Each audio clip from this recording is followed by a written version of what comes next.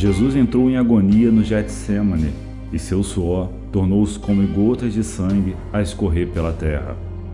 O único evangelista que relata o fato é um médico, Lucas, e o faz com uma precisão de um clínico.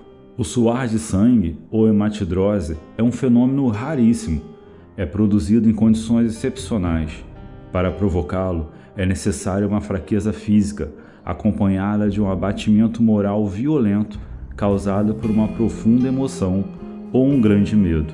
O terror, o susto, a angústia terrível de sentir-se carregando todos os pecados dos homens devem ter esmagado Jesus. Tal tensão extrema produz o rompimento das finíssimas veias capilares que estão sobre as glândulas sudoríparas. O sangue se mistura ao suor e se concentra sobre a pele, e então escorre por todo o corpo até a terra. Conhecemos a farsa do processo preparado pelo Sinédrio hebraico, o envio de Jesus a Pilatos e o desempate entre o procurador romano e Herodes. Pilatos cede e então ordena a flagelação de Jesus. Os soldados despojam Jesus e o prendem pelo pulso a uma coluna do pátio.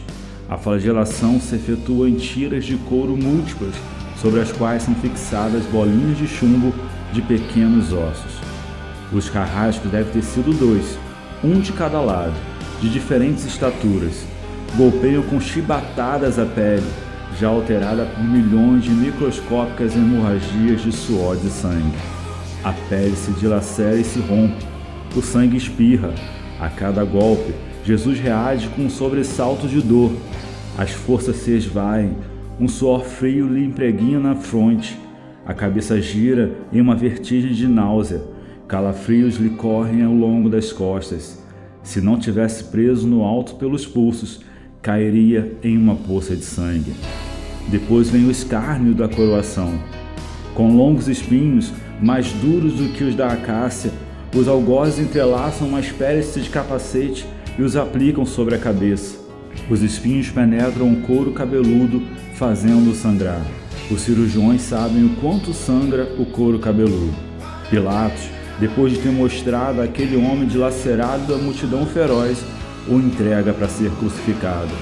Colocaram sobre os ombros de Jesus um grande braço horizontal da cruz, pesa uns 50 quilos.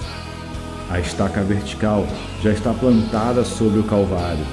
Jesus caminha com os pés descalços pelas ruas de um terreno irregular, cheia de pedregulhos.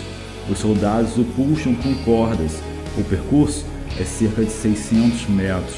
Jesus, fadigado, arrasta um pé após o outro. Frequentemente cai sobre os joelhos e os ombros de Jesus estão cobertos de chagas. Quando ele cai por terra, a viga lhe escapa, escorrega, lhe esfola o dorso. Sobre o Calvário tem início a crucificação. Os carrascos despojam o condenado, mas a sua túnica está colada nas chagas e tirá-la produz uma dor atroz. Quem já tirou uma atadura de gás de uma grande ferida percebe do que se trata. Cada fio de tecido adere à carne viva. Ao arrancarem a túnica, se laceram as terminações nervosas postas em descoberto pelas chagas. Os carrascos dão um puxão violento. Há um risco de toda aquela dor provocar uma síncope, mas ainda não é o fim. O sangue começa a escorrer. Jesus é deitado de costas. As suas chagas se incrustam de pedras e pedregulhos. Depositaram sobre o braço horizontal da cruz. Os algozes tomam as medidas. Com uma broca, é feito um furo na madeira para facilitar a penetração dos pregos. Os carrascos pegam um prego, um longo prego pontudo e quadrado, apoiam-no sobre o pulso de Jesus. Com um golpe certeiro de martelo, o plantam e o rebatem sobre a madeira.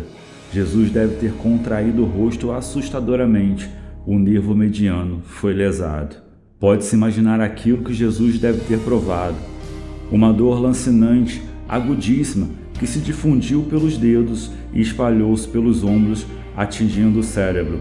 A dor mais insuportável que um homem pode provar, ou seja, aquela produzida pela lesão dos grandes nervos nervosos, provoca uma síncope e faz perder a consciência. Em Jesus não.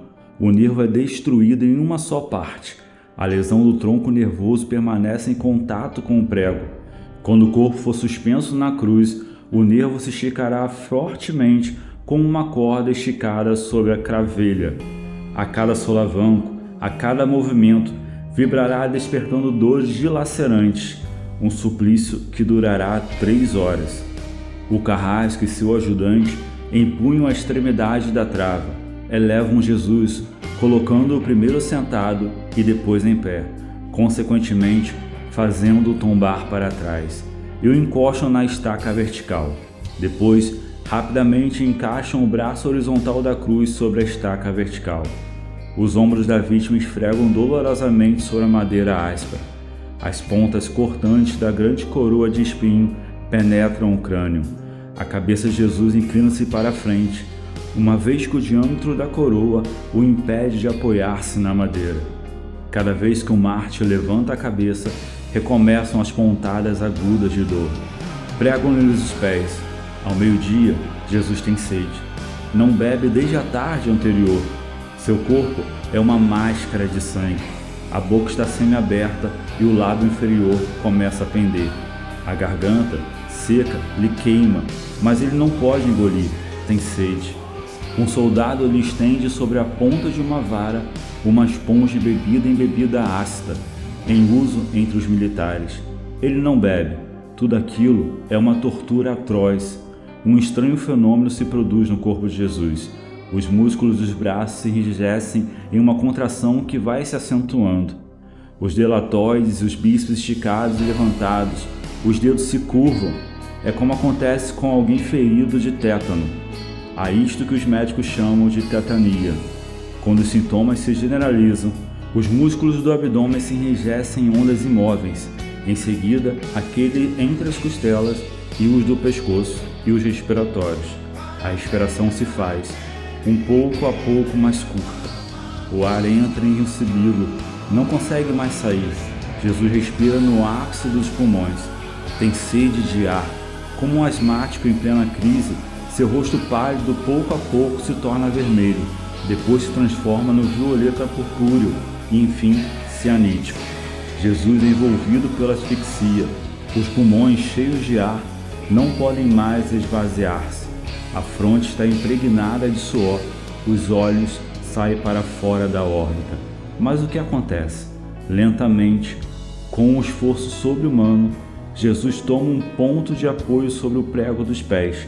Esforça-se a pequenos golpes, se eleva aliviando a tração dos braços. Os músculos do tórax se distendem, a respiração torna-se mais ampla e profunda, os pulmões se esvaziam e o rosto recupera a palidez inicial. Por que esse esforço? Porque Jesus quer falar. Pai, perdoa-lhes porque eles não sabem o que fazem.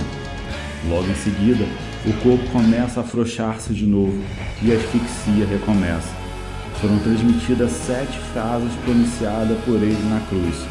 Cada vez que ele quer falar, deverá elevar-se tendo como apoio o prego dos pés. Inimaginável. Atraídas pelo sangue que ainda escorre pelo coagulado, enxames de amêsticas unem ao redor do seu corpo, mas ele não pode enxotá-las. Pouco depois, o céu escurece e o sol se esconde. De repente a temperatura diminui. Logo serão 3 da tarde. Depois de uma tortura que dura 3 horas, todas as suas dores, a sede, as cãibras, a asfixia, o latejar dos nervos medianos lhe arrancaram um lamento. Meu Deus, por que me abandonaste? Grita Jesus. Tudo está consumado. E em seguida, num grande brado diz: Pai, em tuas mãos eu entrego o meu espírito. E morre, em meu lugar e no seu lugar.